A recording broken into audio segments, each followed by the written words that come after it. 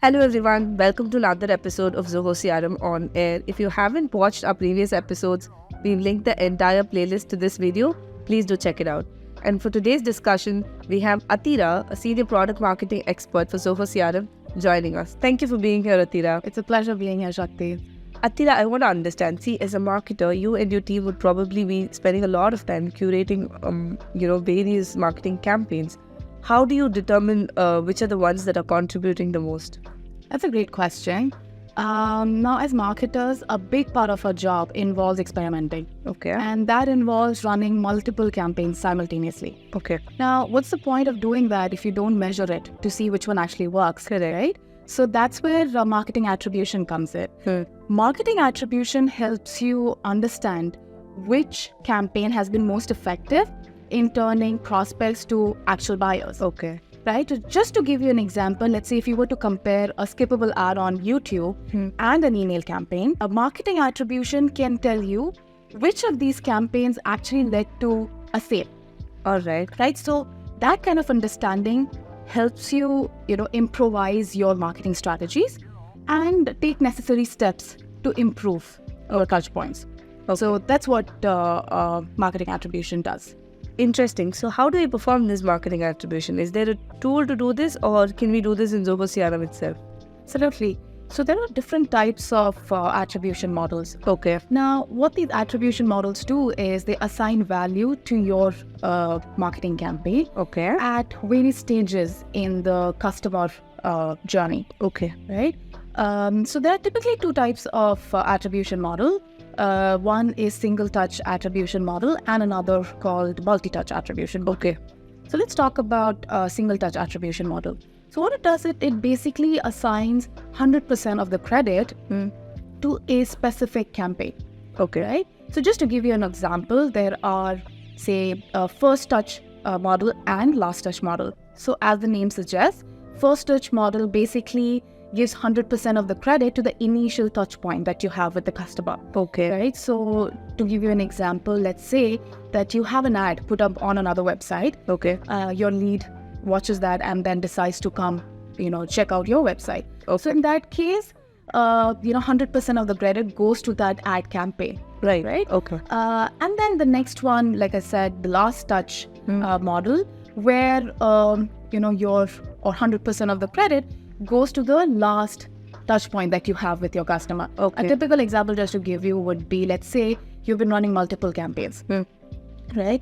And in spite of running all of those, at the end, it's a follow-up call that converts that lead, right? So in that case, 100% of the credit goes to the last follow-up call that you. All right. Now, coming to the next attribution model, multi-touch attribution that I mentioned earlier, that basically allows you to distribute these credits among multiple touch points. Okay. Right? So there are multiple models under multi-touch attribution model. Okay. So one, for instance, is called U-shaped model. Okay. What happens is, using U-shaped models, you can actually assign or prioritize two of the customer touch points. Okay. Right? So let's say I decide, or for me, the touch point where a lead actually is generated and where a stage where the lead actually gets converted. Okay. Those are the two stages that are important to me. Okay. I can give extra weightage to those two touch points. Right. Whereas I can distribute the remaining credits among the other touch points that I have. Makes sense. Right? And then there's something else called W-shaped model. Okay. It's pretty much similar to U-shaped model, but the only difference is you can prioritize on 3 customer touch points. Okay. Okay. So let's say in this example, I want to give more weightage to the time or to the touch point where a lead is generated. The next one where a deal is created. Okay. And finally where a deal is closed. Okay. Right? So I can probably say I can give 30% weightage to each of these stages and then decide to distribute the remaining 10 amongst the other touch points. Okay. And just like that, we have the third attribution model, which is time decay attribution model, which basically assigns more value to the touch point which is closest to deal closure. Okay. Right? And the fourth one is linear attribution model. What that does is it allows you to assign values equally to all the touch points that you have. Now, let's say for me, all the touch points that my customers have are important. In that case, I can distribute the value equally and decide to see how each of those touch points have been working out. So in all, setting up these attribution models in Zoho CRM are very, very easy. That was pretty elaborate. I'm sure it was pretty helpful for all of them watching. But how will businesses know which model to choose?